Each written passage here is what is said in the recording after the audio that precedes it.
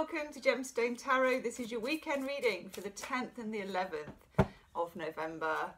You are a clever bunch. Lots of you have been commenting on Ibsen's The Doll's House and, ooh, seagulls. Nice. And I just got to thinking really, and this is quite weird, and I suppose it's not weird. I think I've got exactly the subscribers I would want to have. And I know that sounds, well, I hope it doesn't sound arrogant, but you're an eclectic bunch and you're a clever bunch and you're a polite bunch as well. And I just want to say thank you for watching and for commenting and for keeping it kind of, I don't know, I don't want to call it real. I don't think it is real. Keeping it interesting. Keeping it interesting for me and everybody else. Whew. Crumbs. Okay, no wonder the gulls are flying overhead. We are using the Ancestral Tarot again. Let me show you the box because people have asked me about it. The Ancestral Tarot. Is that backwards to you? I can never tell whether things come out backwards. Julie Cuccia Watts, I think. It's new to me, but it's of course an old one and I don't know. It's multicultural beliefs and mythology. So it's got all sorts in there, which I quite like actually. It's more diverse than your average tarot. And it has a great feel about it. But of course, if you're choosing a set for yourself, you will find your own way, I suppose. As Fleetwood Mac. As Fleetwood Mac, which is never far from my mind, the Mac, would say, you will find your own way. I've tried lots of different tarot sets. As you probably know, I am a tarot geek. I love tarot cards. But you know, some of them, which I thought would be the most sumptuous and in tune with me and all that, I get them, can't work with them at all. Other ones, which, you know, relatively cheap and, you know, unpromising, smell like the 70s and work like a gift. It's a journey, people. Anyhow, right. What a strange reading for the weekend, but also quite nice. This came up yesterday and it is around at the moment, Seven of Cups.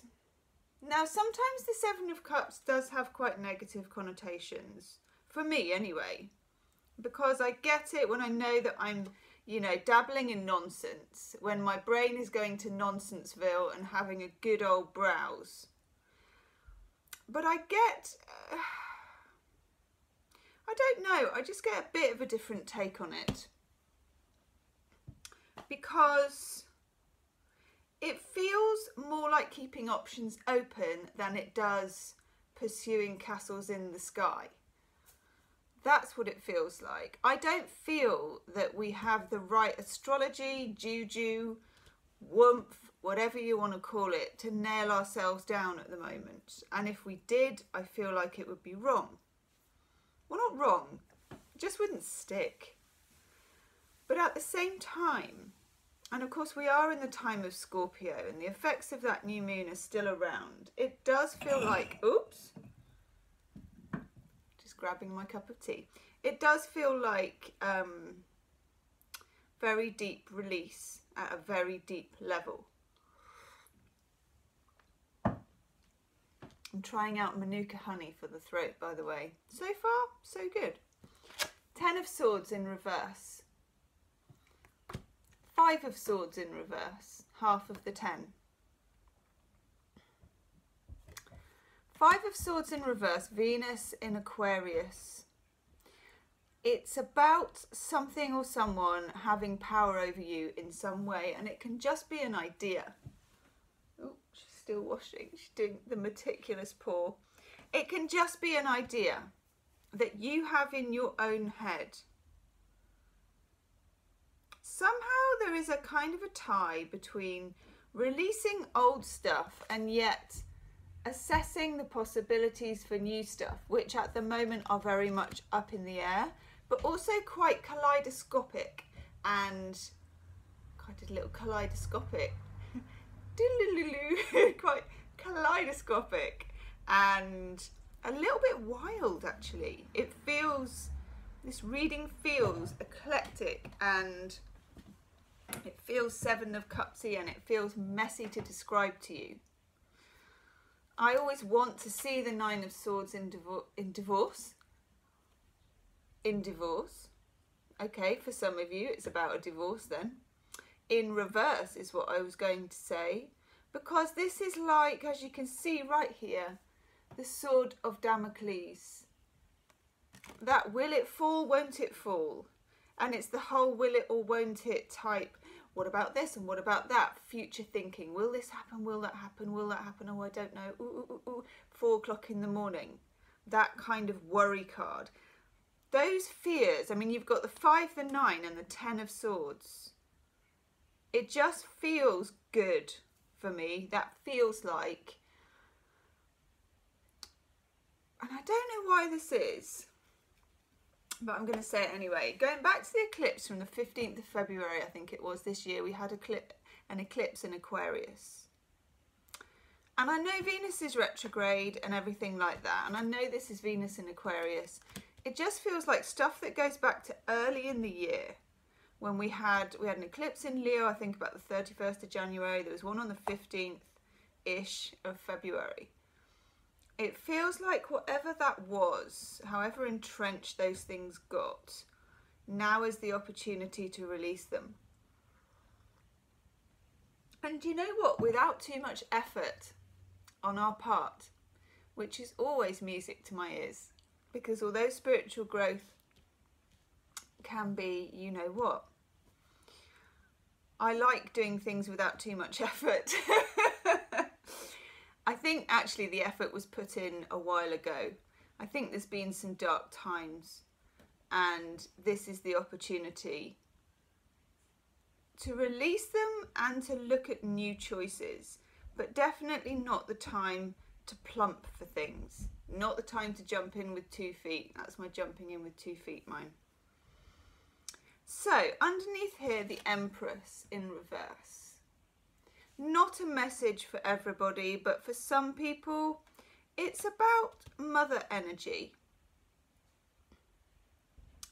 But I also feel it comes up with strength next to it, the Strength card.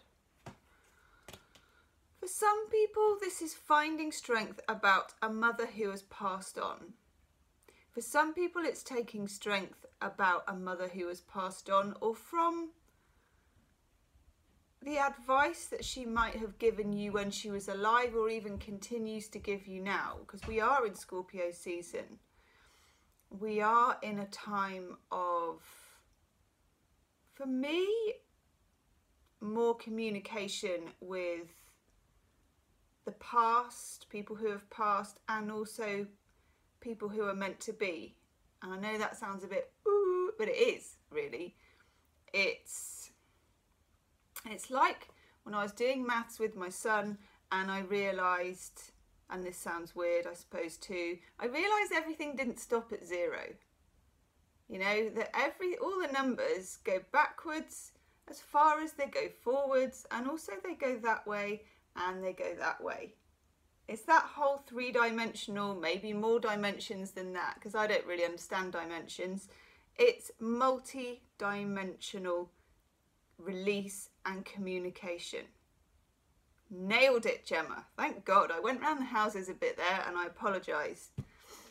It's a powerful reading there. It's making my head go like that. The Moon. What else would we expect? What a gorgeous card as well. Look at that. That is so beautiful. I literally love that. I feel this is still the effects of the Aquarian eclipse. I feel like this is still the effects of Scorpio. Some of this is the mysteries. Not all mysteries are meant to be solved. Not in the way that we think anyway. And that's where our strength comes from. I'm going to take one of these. Now these are, now where are they? And can I just say thank you very much for your donations to the channel, because as you know, I like to surprise you with different tarot cards, and I do use some of the donations to buy the different tarot cards. So thank you. I will be emailing everybody individually. But just for now, thank you very much. And okay, the herbal tarot. Do we call this a box opening or whatever they call it on YouTube? There you go, the unboxing of the herbal tarot. Now this is 78 cards, normal kind of tarot, Rider-Waite-ish, but has herbs on each one, which I don't really understand, but I know that some of you will, and that's why I bought them.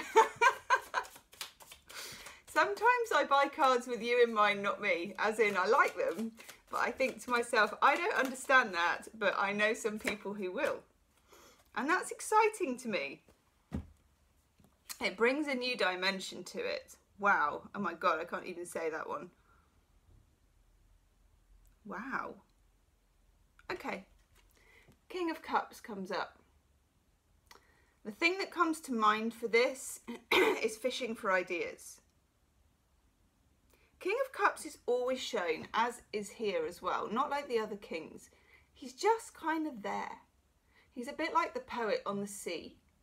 He's just being, he's not even actively fishing. He's just seeing what comes up in the cup. That feels like the best kind of mentality. And the herb that we have here looks like saw palmetto. It looks like a palm tree. I love that. There will be more from the herbal tarot.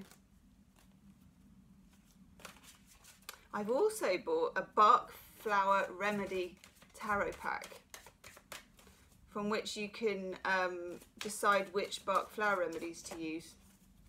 I love that because I love bark flower remedies. They work really well for me.